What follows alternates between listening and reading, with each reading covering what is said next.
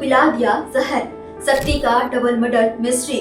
शराब मांगने की कीमत 2 युवकों को अपनी जान देकर चुकानी पड़ी। फ्री की शराब मांगना इतना खतरनाक हो सकता है कि किसी की जिंदगी ही खत्म हो जाए। आखिर यह हादसा था या सोची समझी साजिश? तो नमस्ते, मैं सूरज।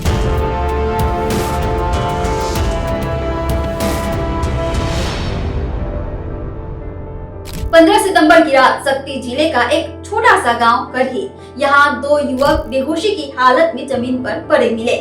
उनके पास ही शराब की बोतल भी रखी हुई थी। परिजनों ने सोचा कि शायद जहरीली शराब पी ली होगी। तुरंत अस्पताल ले जाया गया, लेकिन इलाज शुरू होने के आधे घंटे में ही उनकी मौत हो गई। शुरुआत में सबको लगा कि शायद जहरीली शराब पीने का मामला है, लेकिन जब पुलिस जांच में उतरी तो सामने आया ऐसा सच जिसने सबको हिला दिया। असल कहानी की शुरुआत होती है भोला टंडन नाम के एक युवा से, जो गांव में अवैध शराब बेचने का काम करता था। भोला के पास रोज 2 युवक सूरज यादव और मनोज कश्यप आते, लेकिन वे पैसे नहीं देते, बल्कि फ्री में शराब मांगते और धमकी देते कि अगर शराब नहीं दी तो पुलिस में शिकायत कर देंगे।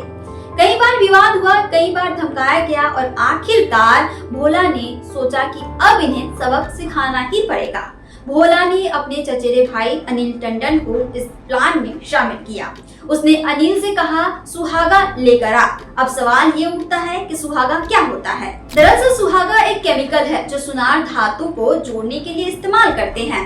भोला और अनिल को पता था कि अगर इसे शराब में मिलाया जाए तो इसका रिएक्शन जहर बन जाता है। अनिल गांव के सुनार के पास गया और उनसे कहा कि वह बैगा है, यानी कि जड़ी बूटी से इलाज करने वाला।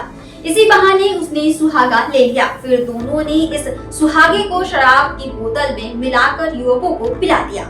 15 सितंबर की रात दोनों युवक आए और भोला से शराब मांगी। भोला ने वही जहरीली शराब उन्हें थमा दी।